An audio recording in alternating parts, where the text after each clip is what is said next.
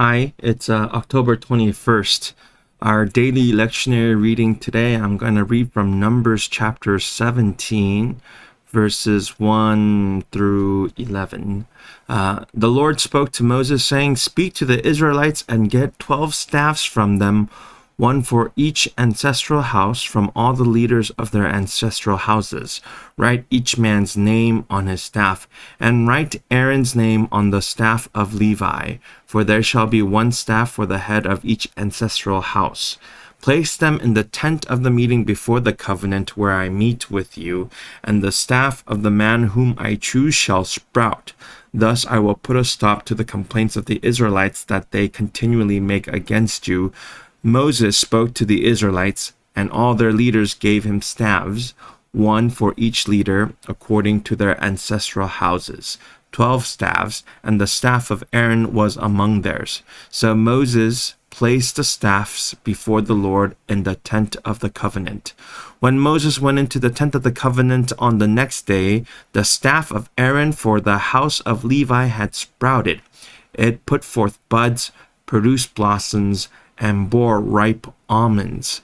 Then Moses brought out all the staffs from the Lord, from before the Lord to all the Israelites, and they looked, and each man took his staff. And the Lord said to Moses, "Put back the staff of Aaron before the covenant, to be kept as a warning to rebels, so that you may make an end of their complaints against me, or else they will die." Moses did so, just as the Lord commanded him. So he did. It's the story of Aaron's staff budding. It's really fascinating because, any branch limb that's been cut from the tree, we think of them as no longer living, dead, and yet the staff was able to bud, produce blossom, it bore ripe almonds. Obviously, that's a supernatural happening.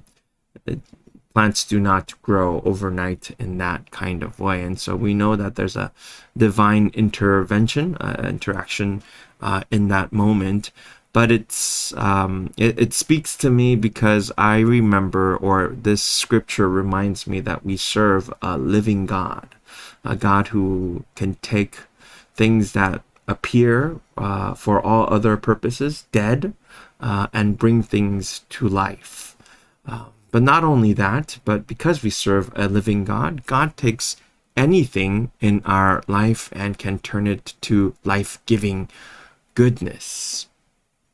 I was sharing with a few of my congregants yesterday how sometimes I lament missed opportunities, especially because I'm spending more time with my children due to the pandemic, but not always going to plan. And I lament that, it could have been better if I had done this, or if I had said this, and so on and so forth. And it gets kind of upsetting because I want to be better. I want to be a better parent. I want to be a better disciple of Christ, and I'm still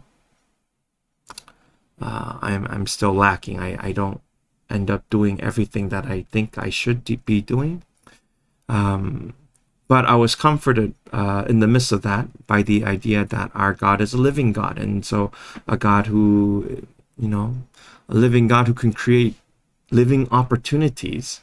Like, no matter what I think is no longer possible, I believe in a God who can make things possible. And so that leaves me with hope. That leaves me at least not in this state of uneasiness or just sadness for lost opportunities, but gives me plenty of anticipation for what can happen. And so I'm hopeful for even this time, even in this pandemic that we're all facing and the challenges that there are. We serve a living God. Who knows how things may come to life in all of these things. And so I hope that this message, or the scripture reading, can give you hope, and that you find peace and joy in your day today. Peace be with you. See you next time. Bye.